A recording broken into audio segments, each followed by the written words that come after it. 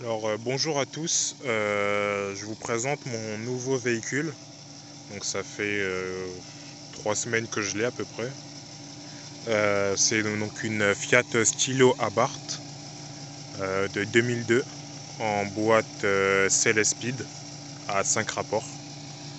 Donc le véhicule a subi quelques modifications par l'ancien propriétaire. De base elle était en 16. Là, elle a des jantes en 17 de Punto Abarth. Enfin, grande des Punto Abarth. Voilà. Donc, on est en P0 215 45 17 à l'avant et l'arrière. Les vitres arrière ont été surteintées. Euh,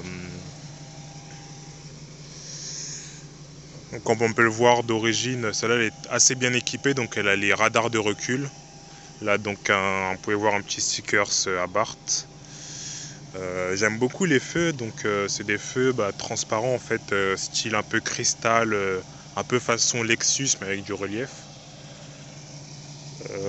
Bon, la carrosserie, donc le véhicule a 212 000 km, donc la carrosserie, il y a pas mal de coups. Là on peut voir des bosses sur les portes. Donc c'est une 3 portes. Elle existe aussi en 5 portes, mais beaucoup plus rare et très moche. Voilà. J'aime bien les petits rétros aussi, un peu surélevés. Ça lui donne un côté un peu furtif. Donc il y a un bandeau de pare-brise aussi à Barthes. Euh, Très intéressant aussi, il faut savoir que le véhicule est en critère 2. Voilà. Critère 2, même si c'est un 2002, parce qu'elle était déjà en Euro 4, donc un peu en avance. Euh, donc tout l'éclairage extérieur a été passé en LED, là comme vous pouvez le voir.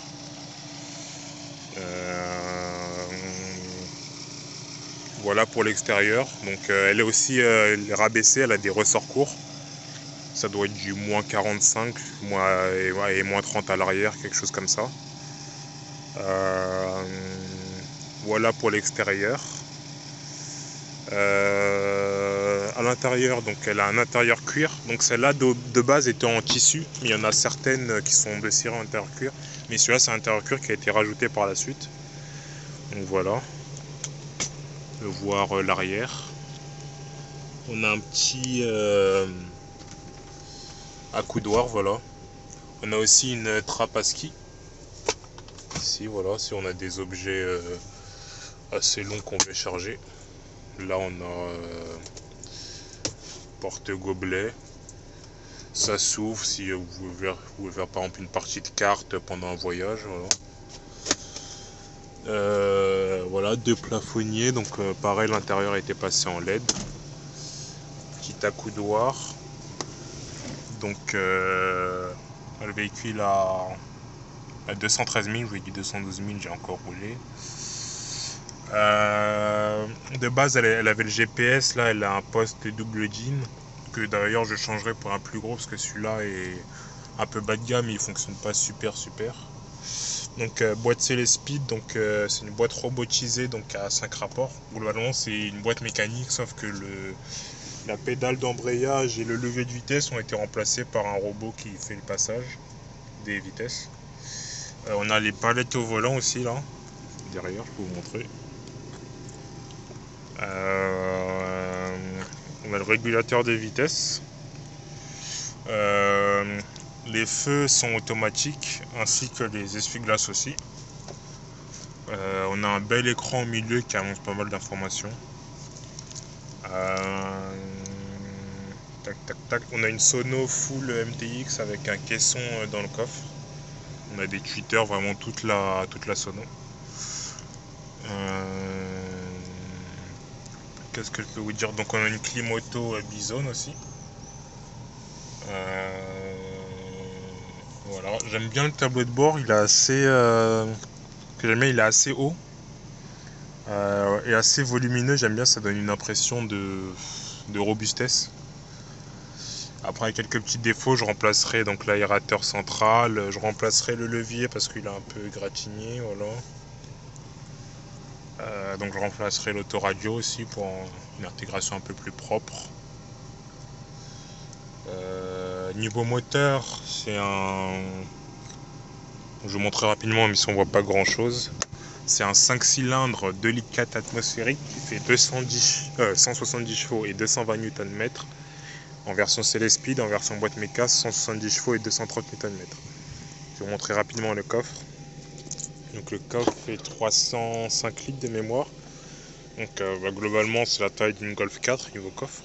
Voilà, là on a la petite sono. Il y a un petit bordel. Là on a des rangements ici, on a la roue de secours en dessous.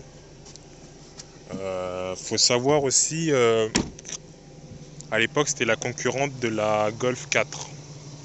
Donc l'Airpuce stylo était un peu moins cher, mieux équipé. Mais c'est pas une Golf quoi, donc ça s'est pas beaucoup vendu, la diffusion était assez confidentielle. Notamment en France on n'en voit vraiment pas beaucoup. Je vais vous ouvrir le capot.